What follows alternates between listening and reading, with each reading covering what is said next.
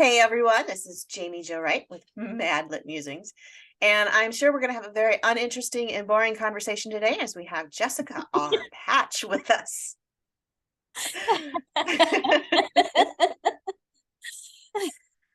Jess, so I know who you are, obviously, and I'm like a rabid fan and all excited about this next book that you've got coming out. But tell our readers just a little bit about you and who you are if they haven't, heard you on the podcast before or read your books. Okay, sure. Well, I'm Jessica Patch, and I live in the Memphis area.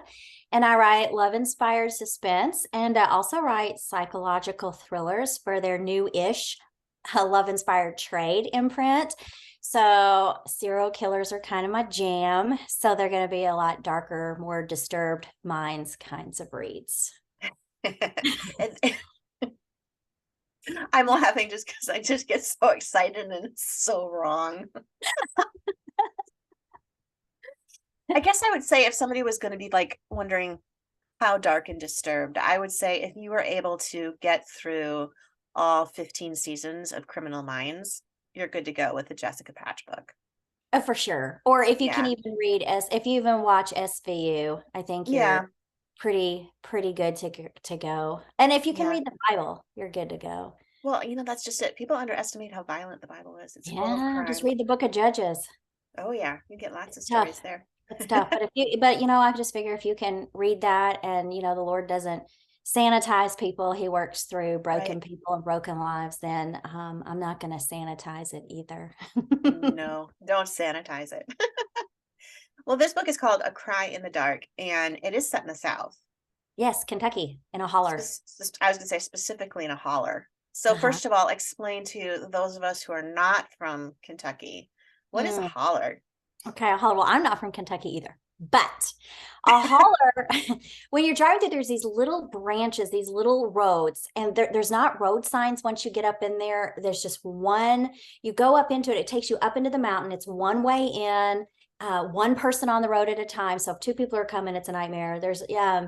So you go up in there and it's just these unincorporated places where people live, usually not always, but many times people in hollers are, there's some poverty level there, but not always, not everyone. Mhm. We're not going to stereotype every holler, but these people just live up in these hills and they just kind of have their little own way of doing things. They're quite interesting. And if you are interested in looking at hollers or history about hollers, Shane Simmons with Hillbilly Talk with Shane and Melody. They have a Facebook page and a YouTube channel. And I reached out to him when I was writing this. Okay. And he was so nice. He gave me so much good information. And it's just really interesting to see. They're everywhere, Kentucky, Virginia. And he was awesome. But I encourage everybody to just check it out because it's really neat. That's cool. I love it. Yeah. I love it. And so the general premise is they find a dead body in the holler. Yeah, they I mean, find if we're going to three summarize it. women. Yeah, three women have been really brutalized and murdered and left in a cave back up in the holler. And so the Strange Crimes Unit has come in because there are some strange markings on their forehead, and they're going to try to figure out what all that's about and who's doing it and why. Dun dun dun. Dun dun And dun. that's all we can tell you because anything else is going to be a complete and utter spoiler. So thanks for joining us today.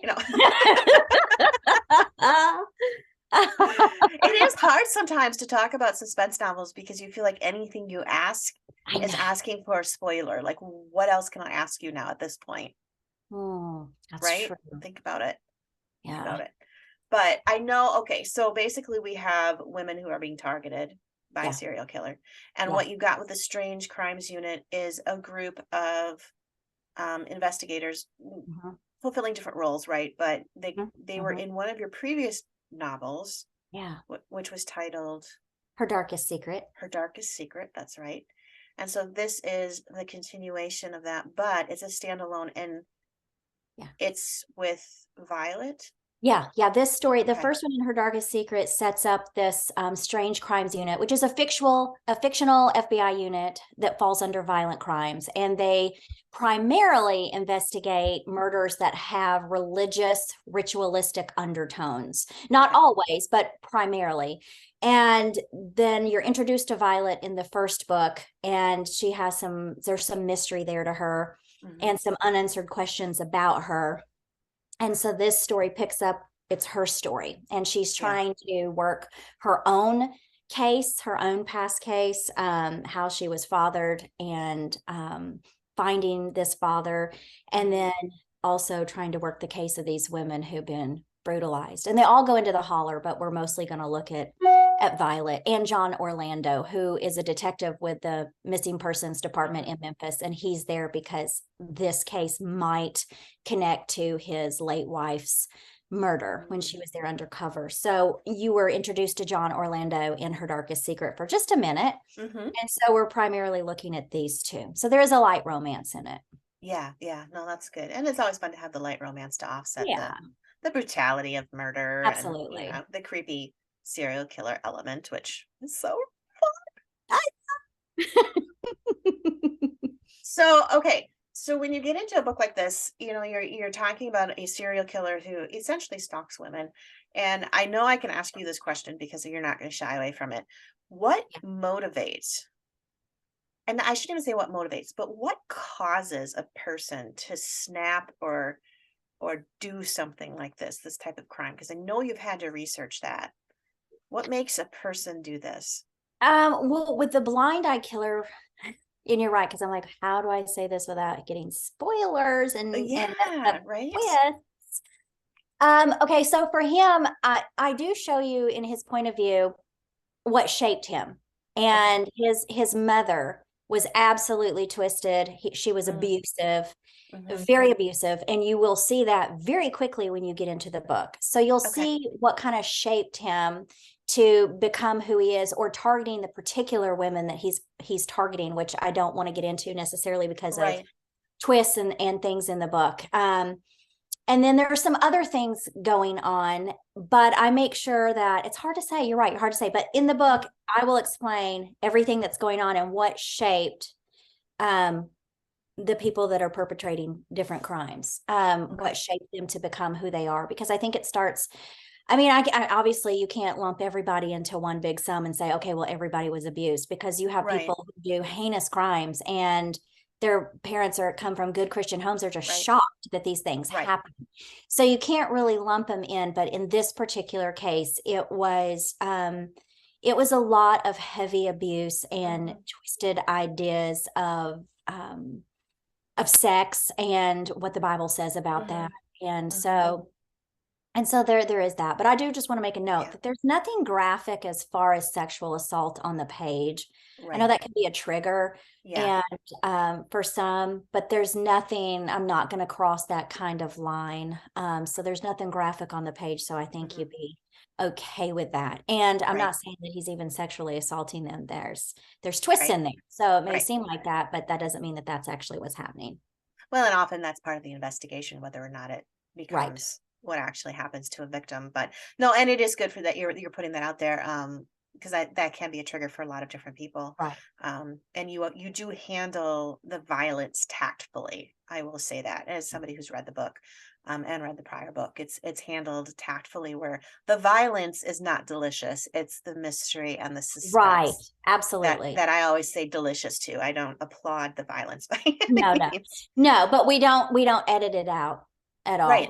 We make sure that it's there tastefully, Mhm. like you say. Tastefully. It's Yeah. there, it's dark, it's gritty, it's real, it's not going away. Mhm. But what is God doing in the midst of the Yeah. darkness and amidst Yeah. the crime? What is he doing in the lives of broken people, and how is he Mhm. redeeming them and rescuing them from Mhm. these dark places? And Yeah. so I think that if it wasn't a dark story, then I mean, Yeah.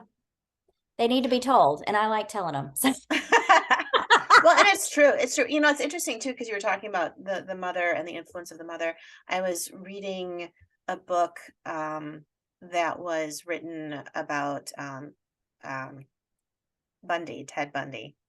And I felt a little bit guilty partway through the book because I found myself almost empathizing with Mm, Ted mhm. and feeling sorry for him, which is such an oxymoron and such a juxtaposition of why would you Mhm. feel sorry for the serial killer?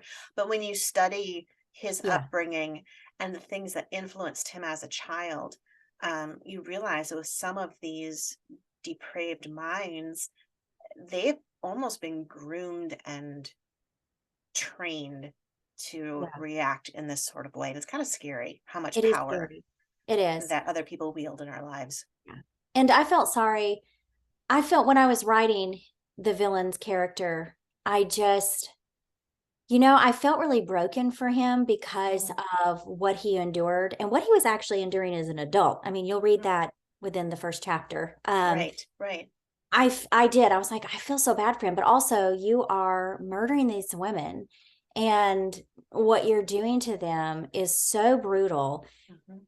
And so it's this fine line. Now, there are some villains I never feel sorry for. I'm like, you know what? You're Right. going to get yours. But when you see what they were as children and how they were so abused and broken and just Mhm. assaulted in so many ways, you grieve the child. You grieve the That's a child. You good don't way of really putting grieve, it. you don't grieve the Yes. man because the man still gets to make his Yes. own choices, but you grieve the child. You do. You do. And it's a stealing of innocence.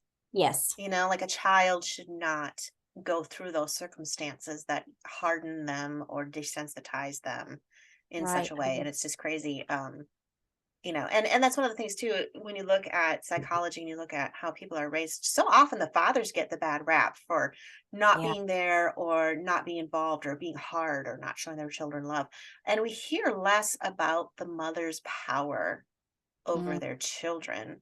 Um, and I don't know if that's something you can speak to without any spoilers either, but how do you balance power as a mother?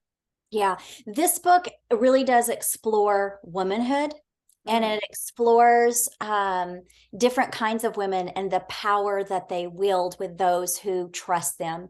And sometimes it's positive and sometimes it's negative. And when it's positive, you see the healthy, strong, good choices. And when it's negative, you're going to begin to see how it spirals out of control. mm, So there's a lot of different women in this book, and the people that they influence and therefore the choices that they make. So I think it's really important, just like in the Bible, when you think about the king's mothers who influenced them to walk in the ways of the Lord, they did.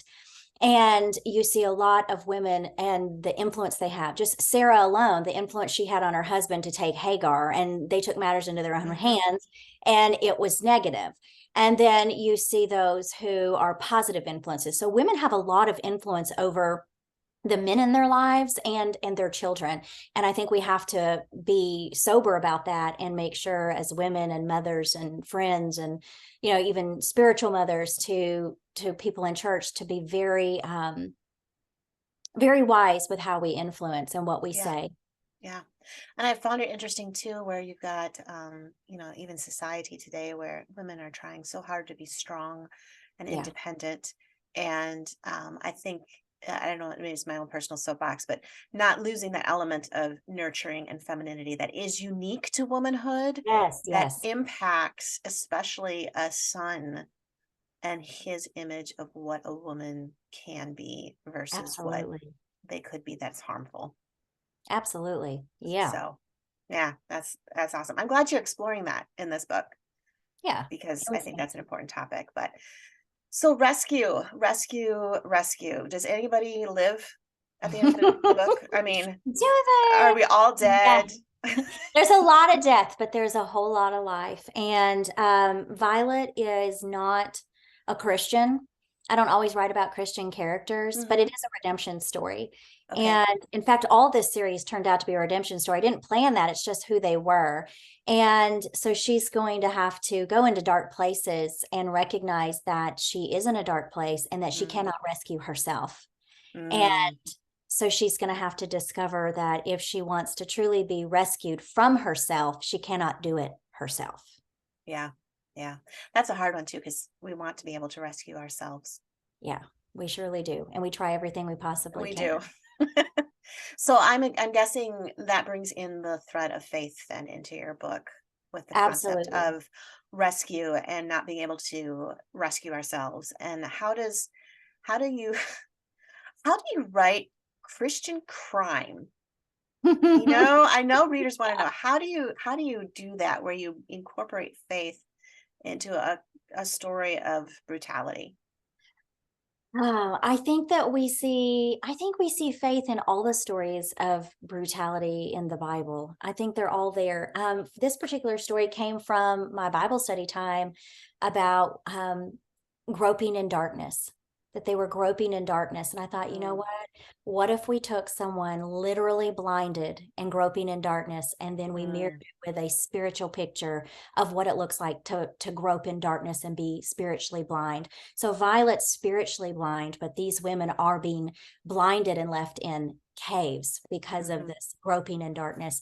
And I think it just comes naturally. I don't know that I could teach that or explain it. It just Right. naturally comes as the story progresses, as she slowly goes from not needing anyone to just slowly recognizing something's wrong, something Mhm. that I'm doing, it isn't working, and I need help. I need rescued. And then I put her in a position where she's literally trapped. And so I Mm. just kind of try to take realistic things and mirror a spiritual thing. So that's how Yeah. I do it. Yeah. I love that too because, unfortunately, life is almost a spiritual allegory. Everything that we do Yeah, seems to reflect and point back to the Lord and what we make of it in that situation. So I agree. awesome, awesome. Okay, so if readers want to find out more about you, want to read more of your books, because you have quite a backlist of Yeah. books that they can find, Yeah. where do they find this stuff out about You you? can visit my website at jessicarpatch.com. And if you're not into the super gritty or darker stories, then you would definitely enjoy the love inspired suspense. They're what I call just a little bit safer. It's a lot of crime, but it's not quite as graphic or as violent, but Hmm. still suspenseful. And so I have about almost 20 of those. Oh, wow. Okay. And then the two trades and two contracted for two more trades. So one will be an SCU and then one will be a standalone coming in Okay. 2025. So Wow. So we're going to be seeing a lot more of you in the future. I That's good. hope so. If they keep I, giving me contracts, I'll keep writing stories. keep writing the stories. And there's nothing better to me than having crime stories that have elements of faith, um, that make the crimes more palatable. And I'm losing this I really think that's no, fast. no, no. I think that's true. I think that we can handle the crimes if we know that if we can trust an author to bring redeeming qualities and Yeah. end on a hopeful note, Right. and not just depressed. It's funny when people say, "What do you write?" And you're like, "Well, I write inspirational, dark psychological thrillers," and they're like, "What does that even mean?" It's It's an like oxymoron. all the dark, gritty things that you would get in a Right. thriller, the creep factor and all the things, but you get the inspiration and the hope of Jesus Christ in the end. And for Christians, I would say it's not preachy. Right. Uh, for Right. unbelievers, I think anything probably about Jesus would feel preachy. Well, a little bit can go a long way though. So Yes, it can. And so, anytime you can get some hope at the end of a story, I think that you've read a good yeah, book. absolutely. Absolutely. Well, thanks for being on the podcast today. Thank you And for having me. everybody rush out and get the book. It's going to be a good one. It's called A Cry in the Dark, right? Did I get That's that right. right? I got That's it right. right. Look at that. Go out and snag that. It's got a beautiful purple cover. And I think you'll become a Jessica Patch fan real fast.